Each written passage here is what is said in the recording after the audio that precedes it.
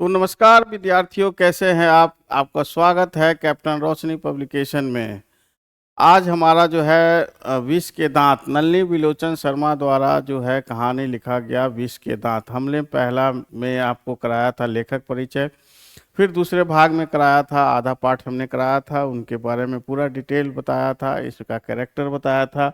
ये सब चीज़ें जो है दोस्तों, बच्चों हमारे जो है एग्जाम में पूछा जाता है। मेन कहानी में सिर्फ कहानी के तौर पे हम लोग पूरा चीज़ को समझ लेते हैं, लेकिन जो चीज़ असल में है विष के दांत के कैरेक्टर के बारे में, वही ऑब्जेक्टिव क्वेश्चन में और एग्जाम में पूछे जाते हैं। ये कहानी जो है निर्भर करता है एक अमीरी का और एक गरीब, यानी कि मध्यम परिवार और उच्च परिवार के। इस कहानी का पूरा सारांश इसी पे टिका हुआ है कि कैसे एक उच्च परिवार जो कि सेन साहब है और मध्य परिवार जो है आपको गिरधर लाल है।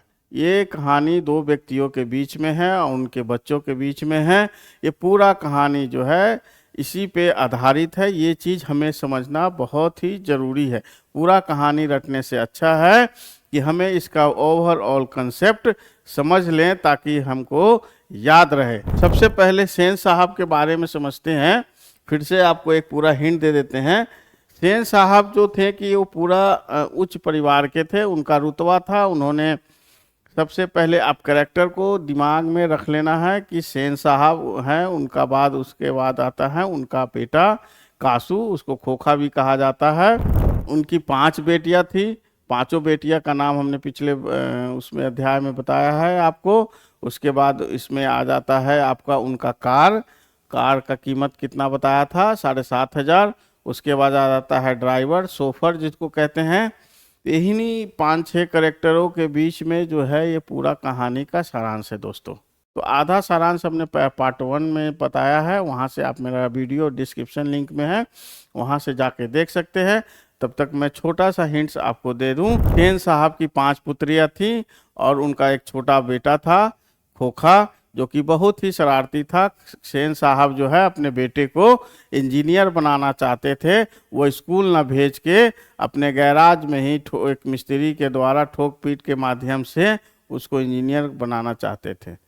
भाई वो ऊंचे परिवार के थे, ऊंचे परिवार होने के कारण उनका दबदबा था, कुछ भी जो वो कहते थे वही सही होता था। वहीं एक उनके गैराज में काम, उनके जो कंपनी में काम कर रहे थे गिरधर लाल, जो कि एक निम्न परिवार था, उनका बेटा था खोखा। खोखा ने क्या, उनकी गाड़ियों को देखा तो उसका जो ड्राइवर था उसको धक्का दे दिया। धक्का देने से उनको खून की धारा बहने लगी, उनके घुटने छिल गए, उनमें से खून निकलने लगा।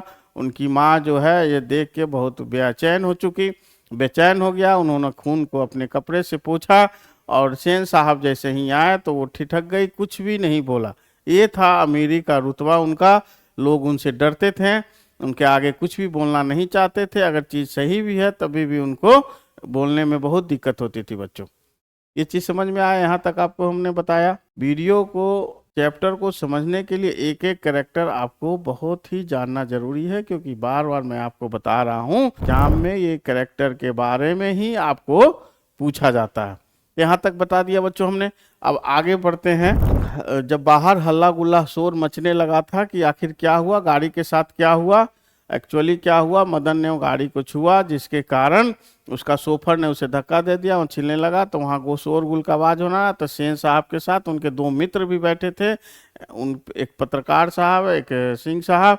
वो दौड़े आए बाहर, आखिर क्या हो रहा है, क्या आ रहा है। ये चीज़ तो सेन साहब ने उस समय कुछ नहीं बोला मदन को और उनकी गिरधर लाल की पत्नी को, ठीक है। अब उसके बाद जो है आगे ये चीज़ होता है। अब ये एक एक 1 लाइनर हम अपने बुक कैप्टन रोशनी पब्लिकेशन में दे दिया है, आप वहाँ से जाके ये चीज़ पढ़ सकते हैं बच्चों, ठीक है। खोखा जो है सेन साहब के बहुत ही लारे दुलारे थे। वो कोई भी बात जो है सेन साहब उनके बारे में नहीं सुनना चाहते थे। उनकी गलती भी रहे तो भी नज़रअंदाज कर दिया करते थे। खोखा एक ऐसा लड़का था कि उसे लगता था कि जो है सारा चीज़ जो है हमारे बस में ही है, हमारे पिताजी के द्वारा बनाया गया है। वो किसी से नहीं डरता था। इसीलिए सेन साहब के आए जो मित्र थे, उनकी एक कार जो थी सिंह साहब के साथ में, उनके कारों की हवा निकाल दिया था उनका कार का जो है पंक्चर कर दिया था, टायर बिल्कुल बैठ गया था। तो सेन साहब जब आगे बढ़ के आया और पूछा कि क्या हुआ, तो ड्राइवर झिझकते हुए बोला कि हमारी ये गाड़ी की जो है हवा निकल गई है, शायद पंक्चर हो गया है। कासू साहब ने, खोखा को क्या बोला जाता था, कासू साहब, कासू साहब भी बोला जाता था। तो सेन साहब ने आदेश दिया कि उनके लिए कुर्सियां जो है लॉन में लगा दिया जाए, तब तक कि वो जो है गाड़ी ठीक हो, तब तक वो लोग कुछ कुछ चर्चाएं विशेष करते रहे। ठीक है, ये चीज इस जो है सेन साहब खोखा को जमीन पर छोड़कर कहाँ जा रहे थे, अपने दोस्तों को कार तक लेने। ये सब वन लाइनर है बच्चों, ये आपको समझने के लिए आप हमसे पीडीएफ प्रोवाइड मांग सकते हैं, जिसमें आपको सारा एक एक चीज जो है पूरा डिटेल में आपको दे दिया जाए। तो जब वो मुखर्जी की गाड़ी जो है सही हो गया, तो वो अपने पत्रकार महोदय के साथ वो अपने वहाँ से रुखसत कर गए। तब वो रुखसत होने के बाद उनको जो है सेन साहब को बहुत ही गुस्सा आया। उन्होंने अपने बैरा को अंदर लौटते हुए आदेश दिया गया कि जाओ तुम गिरधर लाल को बुला के लाओ। जब गिरधर लाल आया और जब उनको जो है गिरधर लाल को बुलाकर जो है उनको खैर खबर लिया कि देखो तुम्हारा बेटा तुम्हारे बस में नहीं है, तुम उसको सही से संभालते नहीं हो, जिसके कारण जो है आज हमारी इतनी बेइज्जती हुई। उसने गाड़ी को जो है ड्राइवर के साथ उलझ गया, जिसके कारण हमें बहुत ही दिक्कत हुआ। तो जो गिरधर लाल थे वो ऐसे उनके सामने खड़े हो गए कि जैसे लगा हो कि कैदी हो, क्योंकि कोई भी सेन साहब के खिलाफत नहीं जाता था। वो जो भी सेन साहब उनको बोलते रहे वो जी जी में सर हिलाते रहे, क्योंकि उनके खिलाफत कोई नहीं जाता था। ठीक है, और वो जो है गिरधर लाल उनके ही आउट हाउस में रहते थे। ठीक है, वो सेन साहब के सामने सिर झुकाकर खड़ा गया। देखो उनको सारा जो है मदन के बारे में शिकायत किया, लेकिन वो एक भी शब्द बेचारे गिरधर लाल जी जो है कुछ भी जो है जवाब उनको सेन साहब को नहीं दिया। यहाँ तक कि बोला कि यही बड़े बच्चे होके गुंडे चोर और डाकू बनते हैं। क्या बनते हैं? गुंडे चोर और डाकू बनते हैं। इसी तरह के बच्चे जो हैं भविष्य में जो है इस तरह के बनते हैं। बताइए, आपका बच्चा उनका बच्चा बहुत अच्छा था, उन्होंने गाड़ी में हवा निकाल दिया, तो सेन साहब ने तारीफ किया कि मैंने इसे तालीम दिया कि ये ठोक पीट के कुछ इंजीनियर बन जाए, वही काम कर रहा है। और एक मदन था जो बेचारा गरीब गिरधर लाल जी का बेटा था, वो बहुत ही गरीब था। उन्होंने जब गाड़ी को छूने मात्र से ही गाड़ी गंदा हो गया, इसके लिए उन्हें गुंडा चोर और बदमाश का उपाधि दिया गया। बच्चों, इससे समझ में आती है कि हमारे समाज में अमीरी गरीबी का क्या आलम है। बात समझ में आ रही बच्चों? कंसेप्ट क्लियर है? चलिए ठीक है। मुखर्जी साहब किसके साथ चले गए? तो देखिए हम एक एक लाइनर वर्ड बना रहे हैं जिसके का आप पढ़ सकते हैं, और वहाँ एग्जाम में आपको अगर समझ में नहीं आए तो इसको वन लाइनर एक बार में ही पढ़ेंगे ना बच्चों, आपको पूरा कंसेप्ट क्लियर हो जाएगा। जैसे मैं आपको बिना देखे कहानी का पूरा स्टोरी बता दे रहा हूँ, उसी तरह जैसे मान लीजिए आपको कोई स्टोरी में याद नहीं होता तो वन लाइन क्वेश्चन को आप हमारे बुक से लेके पढ़ सकते हैं, जिससे आपको एक एक चीज कॉन्सेप्ट क्लियर हो जाएगा बच्चों। ठीक है, आगे बढ़े। जब सेन साहब की ये बातें कही हो गई, जब गिरधर लाल वहाँ से चला गया, जब रात की वक्त हुआ तो उनके जो है बंगले में आवाज़, चित्रकारों की आवाज़ आने लगी। तो सेन साहब को ये सुनकर बहुत ही अच्छा लगा। उसे लगा कि नहीं, गिरधर लाल बहुत ही अच्छा काम कर रहा है, मैं भी होता उसके जगह तो मैं उसकी चमड़ी उधेड़ देता। बताइए, एक छोटा सा गलती या गलती कहें, बच्चों की उत्सुकता होती है कोई चीज़ देखने की, वो कार को क्या छुआ, उसकी इतनी बड़ी सजा उनके पिताजी ने दिया, रात भर बेचारा पिटता रहा और सिसकते रहा।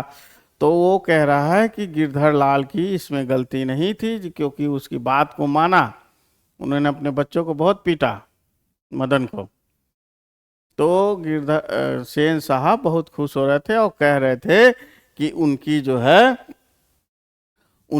है गलती उनकी पत्नी की ही होगी। वो सेन साहब अपनी पत्नी से रात में इस बात पे चर्चा कर रहे थे शयन कक्ष में, और कह रहे थे कि spare the rod and spoil the child.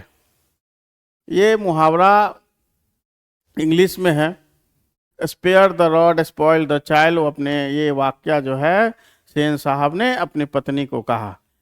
इसका मतलब होता है कि उसकी पत्नी ने अपने बच्चे को दुलार में बिगाड़ दिया। सेन साहब कह रहे हैं गिरधर लाल की पत्नी को कि अपने बच्चे को वो लार दुलार से बिगाड़ दिया बच्चों। सेन साहब की पत्नी जो है वो मदन की जो है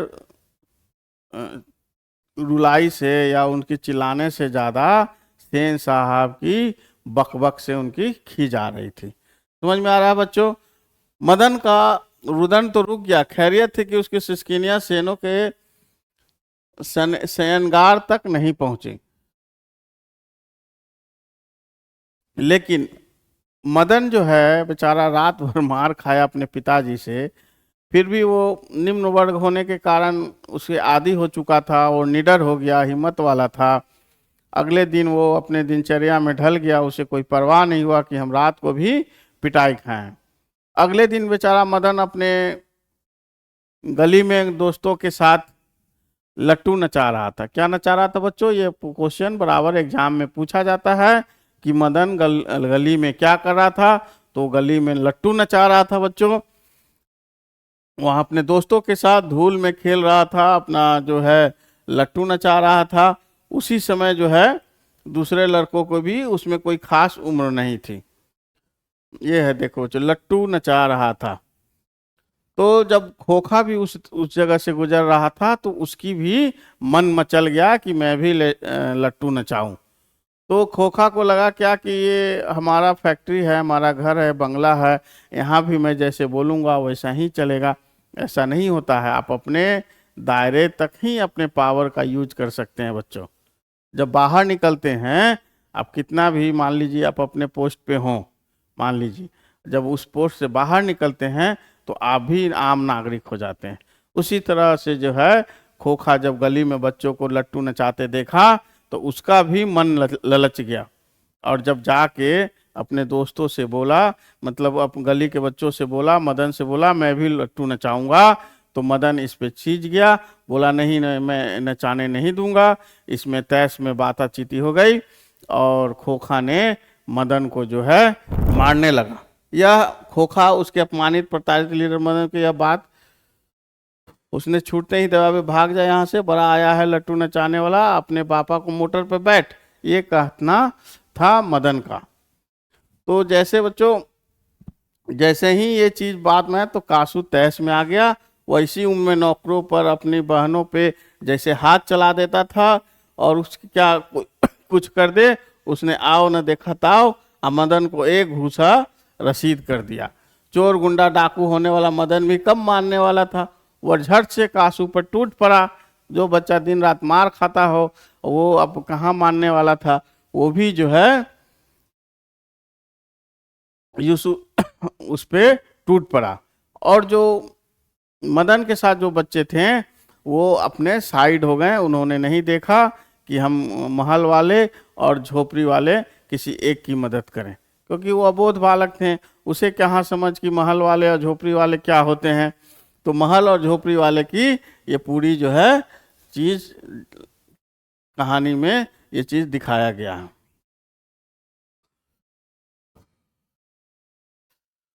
तो मारा पीटी इतनी बढ़ गई कि वहाँ कासू जो है यानी कि खोखा अपना वहां से भाग निकला, और बच्चे और आसपास के भी जो बच्चे थे लारे हांडी और मांस की लड़ाई में वो अपने अपने घर को निकल गए कि वहां जब होने वाला था। तो ये जब लड़ाई खत्म हो गई तो सभी बच्चे अपने अपने घर जाने चले गए और खोखा भी अपने घर चला गया। लेकिन मदन बेचारा फंस गया। मदन घर नहीं लौटा, लेकिन जाता भी कहाँ। 8-9 बजे इधर उधर मारा फिरता रहा। फिर भूख लगी तो गली के दरवाजे से आहिस्ता आहिस्ता घर में घुसा। उसके लिए मार खाना मामूली बात थी, क्योंकि आए दिन वो मार खाता रहता था। तो मार खाने से अच्छा था कि भूख उनको मार खा रहा था, इसके लिए वो अपने घर में गया और उसको खाने के लिए रसोई में घुसा। माँ नहीं थी, बगल में सोने वाले कमरे में बातचीत आवाज आ रही थी। इतने में आदमी के साथ भर पेट खाना खाया, बेचारा भूखा था, उसको कोई परवाह नहीं था, वो रसोई में गया, भर पेट खाना खाया। सुनने की कोशिश करने उसे बड़ा ताजुब हुआ कि गरज तरज नहीं रहे।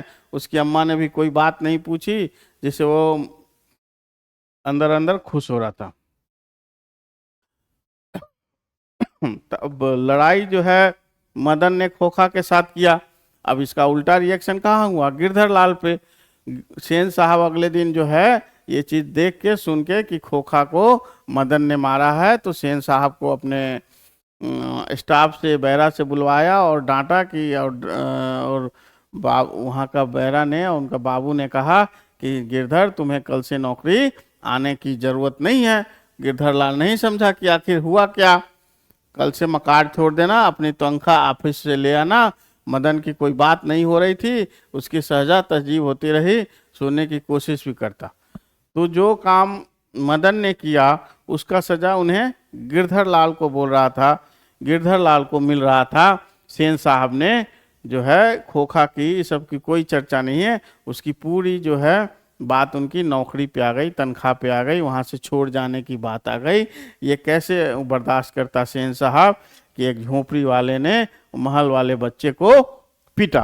अगले दिन जो है वो बेचारा दबे पांव बरात में रखी चरपाई की और सोने के लिए चला, तो अंधेरे में उसका पैर लोटे से टकरा गया। लोटे की ठन ठन की आवाज़ सुनकर गिरधर बाहर निकला और मदन की अम्मा भी उसके साथ थी। मदन चौंक कर घूमा और अब उसे लगा कि हमारी अब खैर नहीं। पिताजी अब जब आगे बढ़ के आए तो मदन जो है एकदम एकदम खड़ा हो गया मार खाने के लिए, हर बार जैसे वो मार खाता था। खाने की तैयारी में अपनी छाती पे अपने हाथों से बांधकर खड़ा हो गया कि अब तो पिताजी के हाथ से पिटाई लगेगा, क्योंकि हमेशा पिता के हाथों में पिटता रहता था। बहन पीटने पे रोता भी था, बहुत पीटने पे रोता भी था, मगर बहादुरी के साथ गिरधर निसहाय निष्ठुरता के साथ मगन की ओर बढ़ा। अब तो उसके सेन साहब ने गिरधर को नौकरी से जाने को कह दिया था और वो बेचारा घर आया और रात भर सोने के लिए गया। तो जैसे ही मदन की ओर आया, अब देखा कि मदन है, तो उसको जो है शुरू में पीटने के लिए और बढ़ा, लेकिन जब वो सोचा देखा कि बेटा जो है काफ़ी डर गया है और काफ़ी जो है निष्ठुरता के साथ मदन की ओर बढ़ा और मदन ने अपने दांत भींच लिए। गिरधर मदन के लिए बिल्कुल पास आ गया। अचानक वह ठिठक गया।